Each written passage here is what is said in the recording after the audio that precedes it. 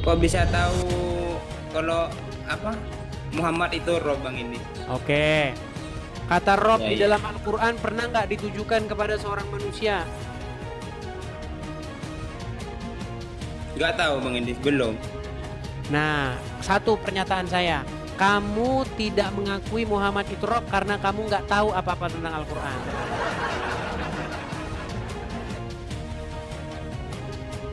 Itu jawaban singkat Apa saya. tentang apa tentang Al-Quran masalah roh ini? Muhammad jadi roh. Jawabannya karena Anda nggak tahu Al-Quran itu. Tadi kan Anda sudah mengakui nggak tahu. Bukannya Muhammad itu utusan Allah Bang Idis? Makanya jawaban saya simple. Karena Anda tidak mengerti Al-Quran. Itu jawaban saya.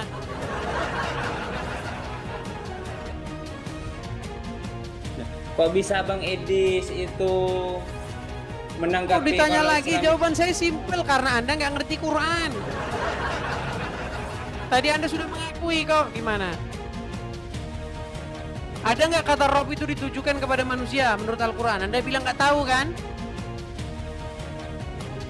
Iya gak tahu Bang Idis. Nah itu sebabnya Anda tidak mengakui Muhammad itu Robmu. Itu jawabannya. Karena ketidaktahuan Anda. Tuh simple jawabannya. Sudah? Muhammad, iya. Muhammad itu bukannya nabi Bang Idis. Yang bilang Muhammad di dalam Al-Quran bukan Nabi siapa? Ya cuman kok katanya Bang Idis kok roh. Iya, karena Anda tidak tahu kata Rob di dalam Al-Quran itu bisa juga merujuk kepada manusia. Entah dia nabi, entah dia tukang sayur kek, pokoknya dia itu Rob, bisa Rob, itu ditujukan kepada manusia.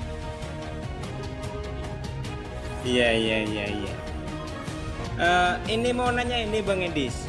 Apa namanya itu katanya bakmi kana itu? Bakmi kana. Sebenarnya yang benar itu namanya Yesus apa Yesua Kang Idis? Baik, jadi begini. Iya. Nama Iya. nama Yesus itu. Ya baik, ini pertanyaan bagus nih. Anda mau belajar, baik, bagus.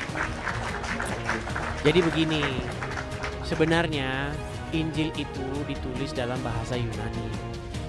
Sedangkan tokoh-tokoh di dalam Injil itu adalah tokoh-tokoh yang bukan berbahasa Yunani. Iya. Contoh misalnya Yesus. Yesus itu sudah peyunanian dari bahasa aslinya, dari bahasa Aram atau Ibrani. Di dalam bahasa Aram, nama itu adalah Yeshua. Tetapi karena orang Yunani atau abjad Yunani itu tidak memiliki huruf-huruf yang demikian, maka ditulis Iesus tulisannya. Pakai huruf I depannya. I kemudian huruf O. Iya. Iesus begitu. Nah, kemudian orang Indonesia ya mengucapkannya Yesus. Nama itu tidak masalah. Mau dia diucapkan Yesus, mau dia diucapkan Yeshua, itu tidak jadi masalah. Yang penting orang diselamatkan itu bukan karena ngucap-ngucap, bukan karena cuap-cuap. Itu ajaran Muhammad itu, yang cuap-cuap itu. Kalau orang mengucapkan syahadat walaupun berzina, mencuri, masuk surga, itu Muhammad itu. Kalau ajaran Kristen bukan karena soal nama, salah ngucapin nama masuk neraka, bukan itu. Tetapi bagaimana kita hidup sesuai dengan apa yang diajarkan oleh Yesus. Yang melakukan perintahnya, bukan yang mengucapkan namanya dengan benar, bukan. Nggak ada dalam Bible, kalau kamu ngucapin nama Yesus dengan salah, kamu masuk neraka, nggak ada. Iya. Orang juga banyak nggak bisa ngucapin Muhammad, banyak. Kalau Anda pergi ke Timur Tengah, banyak orang-orang yang ngucapin Muhammad tuh nggak bisa. Mereka ngucapinnya Mehmet. Iya betul, Mehmet. Ngucapinnya Mehmet gitu.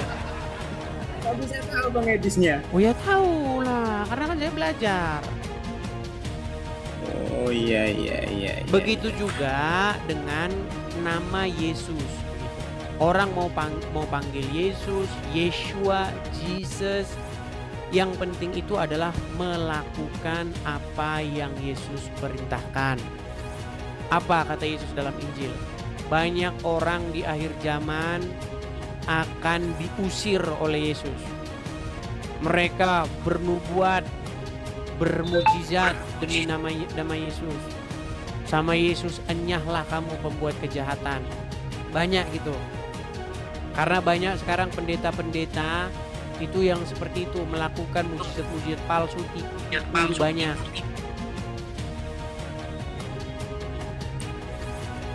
Iya. Banyak. Jadi sebenarnya apa namanya, Kristen itu mengikuti siapa Bang Endi sebenarnya? Kristen yang sesungguhnya. Kristen itu mengikuti Bapa di surga dengan jalan mengikuti Yesus yang diutusnya. Karena orang itu tidak punya akses kepada Bapa di surga. Sama seperti kita ini nggak ketemu. Kita ini ketemu via udara yang sampai kepada Anda itu gambar dan suara saya. Namun fisik saya Anda tidak lihat langsung, betul? Betul. Yang Anda tangkap itu adalah gambar saya dan suara saya. Nah, begitu juga Yesus. Yesus itu adalah gambar daripada Bapa di surga yang tidak terlihat. Perwujudan daripada Bapa di surga yang tidak terlihat. Jadi mengikuti siapa kita ini? Mengikuti Bapa di surga dengan perantaraan firman-Nya. Jadi ngikut Yesus itu sama saja ngikut Bapa di surga.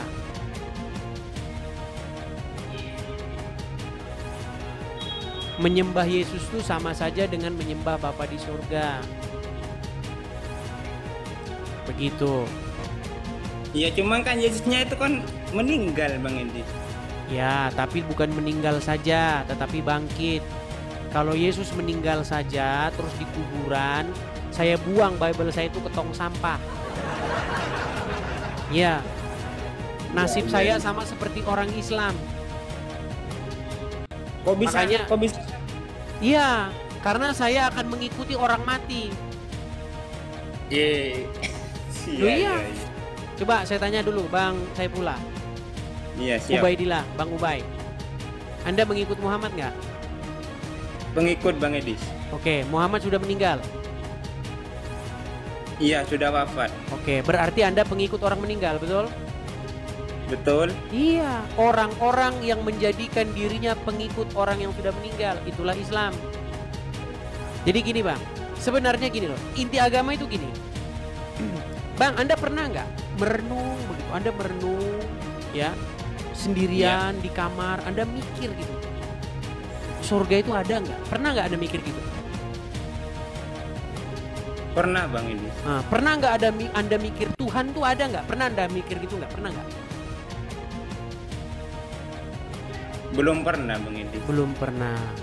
Gini Bang, sebenarnya agama ini, kalau kita belajar agama ini ya, terutama Islam dan Kristen, kita ini kan berbicara mengenai hal-hal kosmik, hal-hal yang tidak kita lihat. Contohnya surga, contohnya kehidupan.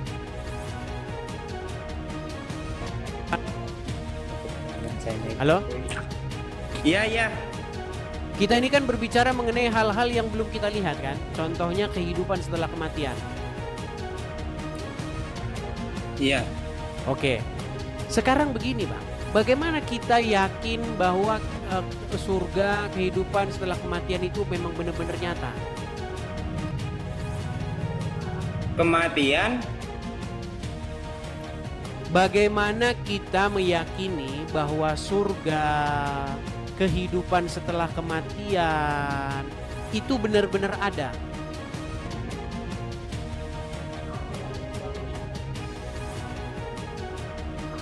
Ada itu Bang Endi. Iya, bagaimana Anda yakin kok itu ada? Apa yang meyakinkan Anda bahwa itu ada? Ya kan saya ikutan ajaran Nabi Orang kita. mati di kuburan kan? Ya itu. Bang, kekristenan tahu nggak bang? Jantungnya, pondasi dasar atau hal yang paling fundamental di dalam iman kekristenan itu adalah kebangkitan Yesus itu. Yesus bangkit dari kematian. Jadi dia itu mengalahkan yang namanya maut, mengalahkan kematian itu. Itu jantung kekristenan itu. Kalau itu tidak ada, kebangkitan Yesus itu nggak ada, Kristen itu bubar. Bukan hanya Kristen yang bubar. Agama itu sudah waktunya dimasukkan ke tong sampah. Iya. Kalau tidak ada kebangkitan Yesus, misalnya Yesus tidak bangkit, tidak mengalahkan kematian, maka cerita-cerita tentang adanya kehidupan setelah kematian, orang itu nanti akan hidup kembali. Kemudian ada kehidupan, setelah kehidupan yang sekarang ini ada kehidupan lain. Itu omong kosong semua. Bukan cuman Kristen, semua agama di bawah kolong langit ini, kalau misalnya Yesus tidak bangkit, sudah waktunya dibuang ke tong sampah. Nah iya, karena semua cerita itu omong kosong, karena nggak ada yang bangkit dari orang mati. Gak ada yang bangkit dari kematian. Nah, kekristenan itu makanya kekristenan itu mengabarkan tentang itu. Adanya orang yang hidup dari kematian. Namanya Yesus. Dia masuk kepada hidup yang kekal. Jadi selamanya Kristen bang, ajaran Kristen itu adalah ajaran yang memberitakan tentang kebangkitan Yesus. Itu yang diberitakan oleh kekristenan itu. Kalau Yesus disalibkan, kemudian dikuburkan, kemudian nggak bangkit-bangkit, nggak ada. Kristen itu nggak ada. Kristen itu selesai sampai di situ saja. Kalau nggak ada kebangkitan Yesus. Tapi kalau di ajaran kita Bang Indis, setelah kita meninggal itu nanti pas hari kiamat kan ada kebangkitan lagi. Yang ngomong gitu siapa? Ya orang yang meninggal di kuburan itu kan? Omongan Muhammad itu tidak bisa diverifikasi. Omongan Muhammad itu tentang surga, tentang kehidupan yang akan datang. Nanti ada siksa kubur, dikubur ditanya man rabbuka, siapa Tuhanmu, man nabiyuka, siapa nabimu. Muncullah buku 101 pertanyaan alam kubur. Nah itu kan, semua saya katakan itu adalah halusinasi orang yang terlalu banyak menghisap kecubu. Iya. Siksa kubur lah, pertanyaan alam kubur, ditanya begini. Itu kan kata Muhammad. Muhammad sendiri yang ngomong itu ada di kuburan sekarang. Jadi semua yang dikatakan Muhammad itu menjadi omong kosong. Tak ubahnya seperti omongannya Lia Eden. Tahu Lia Eden? Lia Aminuddin? Nah itu. Iya. Ahmad Musaidek. Omongannya tak ubahnya seperti omongan mereka. Nggak bisa dipercaya gitu loh, karena tidak ada bukti kosmiknya. Nah, saya percaya kata Yesus tentang cerita-cerita Yesus tentang akhir zaman, tentang kehidupan setelah kematian. Saya percaya dengan omongan Yesus karena ada bukti kosmiknya, yaitu dia sendiri bangkit dari antara orang mati. Puji Tuhannya sampai sekarang saya masih percaya tentang kebangkitan Yesus itu. Ya, ini mau Dan nanya itulah lagi. yang diberitakan oleh murid-murid Yesus.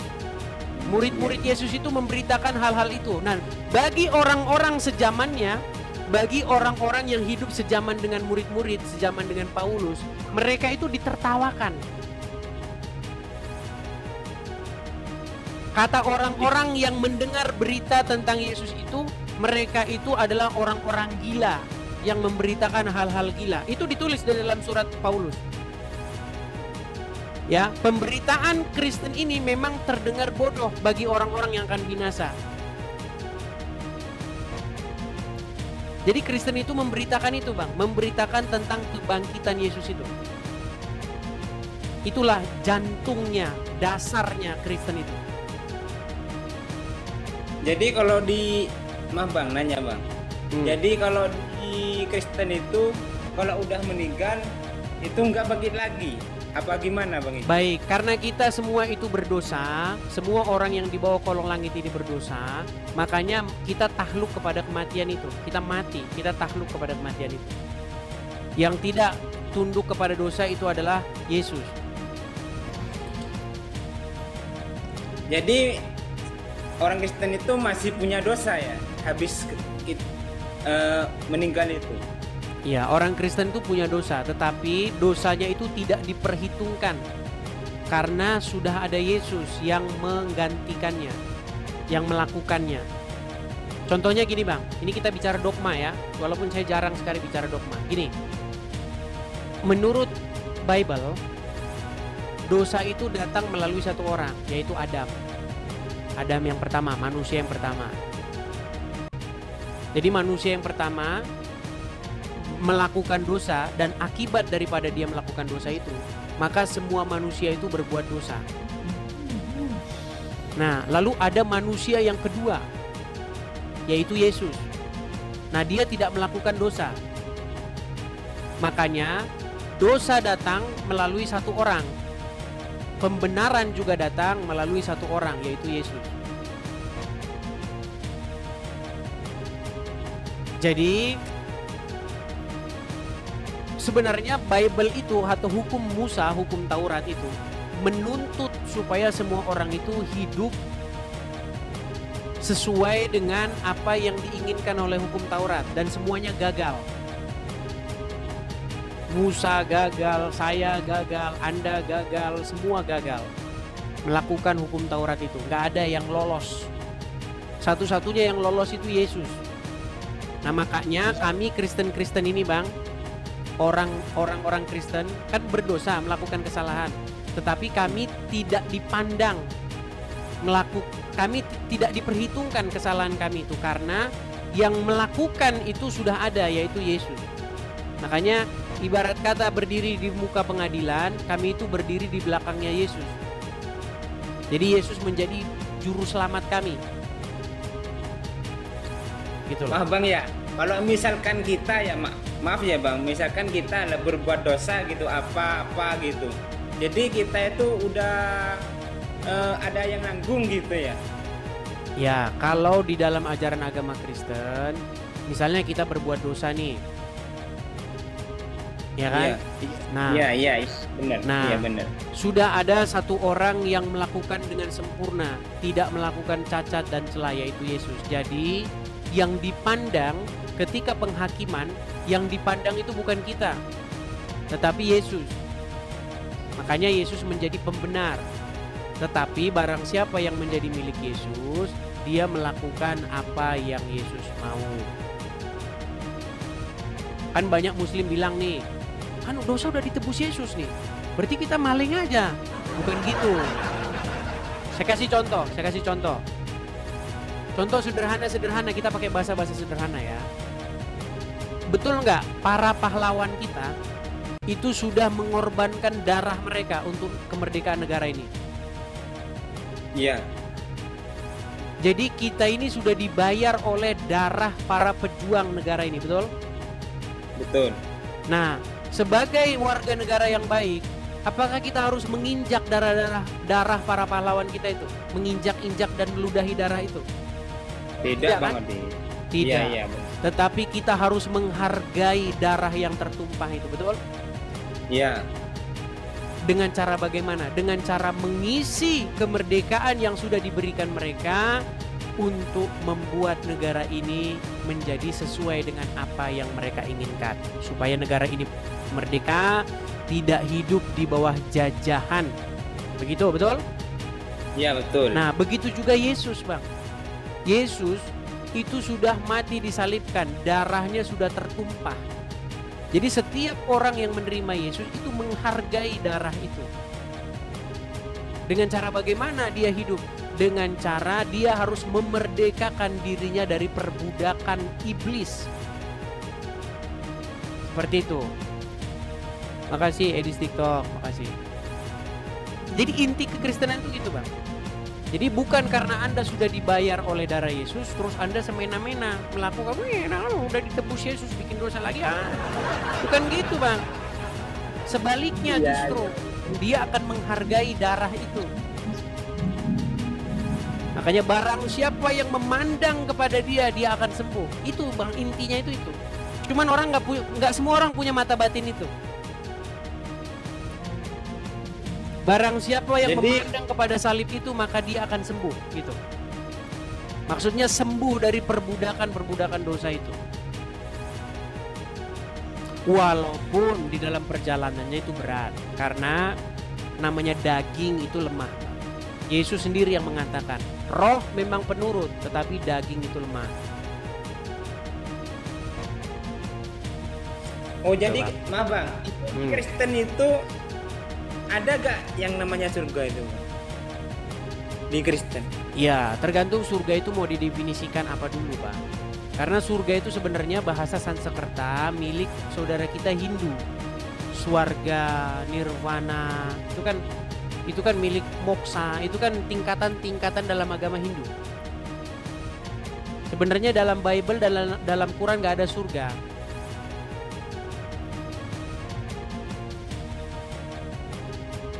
Terus apa adanya, Bang? Ya, Bible itu bicara mengenai kerajaan, Bang. Kerajaan, pemerintahan Tuhan. Jadi manusia di muka bumi ini harusnya hidup di dalam pemerintahan Tuhan. Tuhan yang jadi rajanya. Sekarang dunia ini kacau karena yang jadi rajanya bukan Tuhan, Bang. Yang jadi rajanya itu dirinya sendiri. Makanya yang terjadi perang, pertikaian, baku bunuh, baku tembak, baku bom. Karena apa? Karena semua orang pengen menjadi raja atas dirinya sendiri. Makanya kalau kita bicara Bible itu bicara mengenai kerajaan surga, di mana Tuhan menjadi raja di muka bumi ini, memerintah untuk selama-lamanya. Itu maksudnya, kerajaan yang dimaksud dalam Bible itu kayak begitu. Jadi kita nggak bicara hal-hal yang ngomong kosong gitu, nggak. Iya kayak kerajaan Tuhan itu diwujudkan sekarang juga di muka bumi ini. Jadi misalkan nanti ya orang Kristen kalau udah meninggal semua nanti itu dikumpulkan jadi satu. Terus yang mendampingi Yesus itu ya Bang Edi. Gitu. Ya, maksudnya. Di dalam Bible dikatakan bahwa Yesus itu kelak akan datang kembali ke dunia ini untuk memerintah selama-lamanya. Dulu Yesus itu datang sebagai raja, tetapi dia diolok-olok. Raja dari mana kamu katanya? Bahkan orang-orang yang menyalibkan Yesus itu menghina Yesus dengan cara memakaikan dia mahkota raja, tapi mahkotanya bukan mahkota yang dipakai oleh raja-raja zaman dulu. Kalau raja-raja zaman dulu pakai mahkota kan, di kepalanya kan, mahkota raja kan. Nah, orang-orang yang menyalibkan Yesus itu mengejek dan menghina Yesus dengan memakaikan Yesus mahkota duri. Ada sebuah tumbuhan di Israel itu, tumbuhan yang dia itu ada durinya. Saya pernah lihat itu. Nah, itu ditali di kepala, dimasukin ke kepalanya Yesus dipakai. Daulat hai raja, lalu dipukuli. Karena orang tidak menerima dia. Raja dari mana lu katanya? Mana kamu kerajaan dari mana gitu. Bahkan Pilatus yang mau menyalibkan Yesus itu juga nanya begitu. Kamu raja dari mana kamu, kata Pilatus. Mana kerajaanmu katanya. Apa kata Yesus? Kerajaanku bukan dari dunia ini katanya. Nah, itu Yesus kedatangan yang pertama. Yesus itu akan datang 2 kali.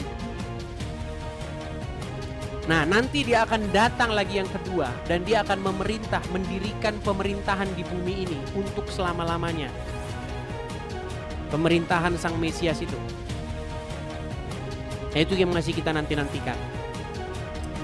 Sekarang itu Yesus tuh ada di mana Bang Indis? Ya, menurut Bible, Yesus, Bible Bang. ya, menurut Bible, Yesus itu naik ke Uranos kalau dalam bahasa aslinya.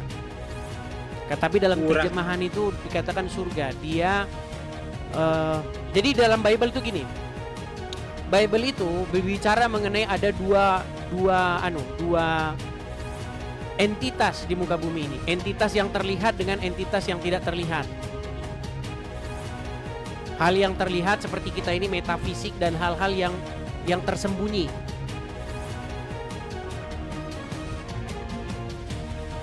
Nah, jadi Yesus masuk ke dunia yang metafisik itu sekarang.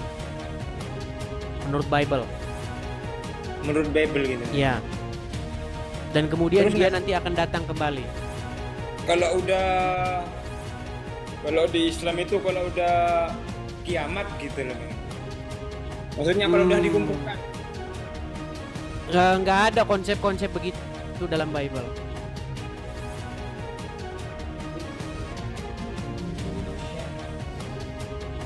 Kalau di Islam itu nanti dikumpulkan di padang mahsyar.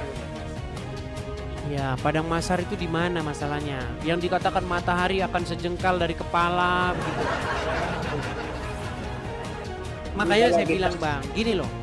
Di dalam Islam itu banyak hal-hal yang bersifat dongeng. Contoh, nanti di hari kiamat nanti ada rambut dibelah 7. Kalau jalan nanti badannya terbelah. Terus nanti dikumpulkan di padang mahsyar, matahari akan sejengkal di atas kepala gitu kan. Terus bintang-bintang akan dibuat lempar setan, bener nggak? Ya. Nggak ada kayak begitu Bang. Oh di Kristen itu nggak ada kayak gitu Bang? Nggak ada kayak begitu. Ya. Di dalam ajaran Kristen itu memang ada dunia kosmik yang baru saya katakan tadi itu, dunia metafisik. Nah, sebenarnya apakah itu berlawanan dengan sains? Bang pernah dengar kuantum, pernah dengar fisikal kuantum? Belum Bang Idis. Belum. Ya, jadi begini, apakah dunia kosmik itu ada? Nah, itu sekarang pertanyaannya. Sekarang saintis itu membuktikan sebenarnya dunia kita ini kan dunia fisik, dunia nyata. Daging ini kan dunia nyata. Nah, ada nggak dunia lain yang bersifat non fisik?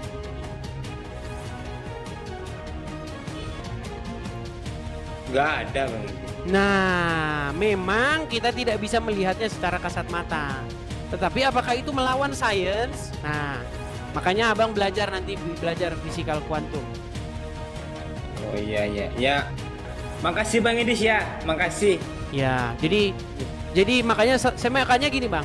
Saya itu selalu menghindari membahas hal-hal yang bersifat metafisik itu karena memang kita ini nggak nyampe akal kita ke situ. Makanya saya lebih cenderung membahas hal-hal yang bersifat ilmiah. Kalau kita membahas hal-hal yang surga, kehidupan yang akan datang, kita sama-sama nggak tahu Bang, kita belum pernah ke sana. Tapi bagaimana kita meyakini bahwa itu ada? Bagaimana kita meyakini bahwa itu real atau fakta tentang kehidupan setelah kematian itu? Masalahnya di dalam Bible Yesus itu bangkit. Nah, kebangkitan Yesus itu adalah dasar saya percaya bahwa kehidupan setelah kematian itu ada. Nah, dalam agama Islam apa dasarnya untuk percaya? Kan semua masih hayalan semua. Muhammad yang cerita tentang itu juga masih di kuburan. Coba apakah Muhammad pernah dia masuk dalam alam kubur terus ditanya man robuka, man nabiuka? Pernah nggak dia ditanya gitu? Kan nggak pernah, dia juga nggak pernah. Seseorang yang menceritakan tentang kehidupan setelah kematian adalah orang yang pernah ke sana. Emang siapa Bang Idis yang pernah ke sana?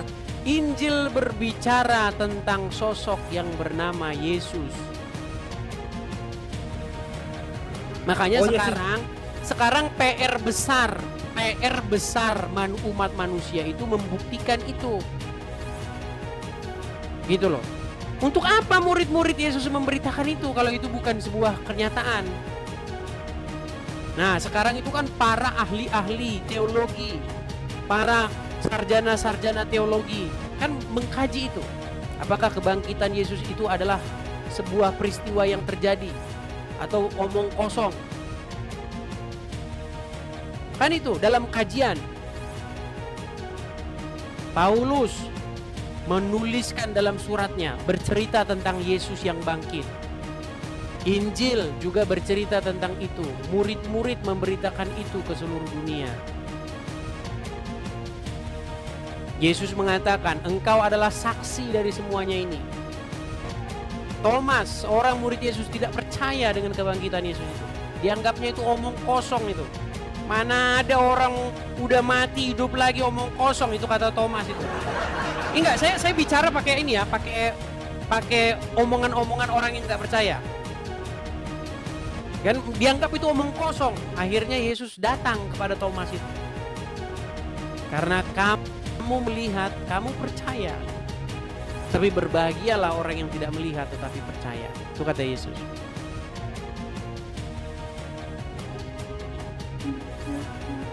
Gitu, Bang. Makasih Bang Edis ya, sebelumnya mau turun dulu Bang Edis. Oke, Bang. Oke. Makasih.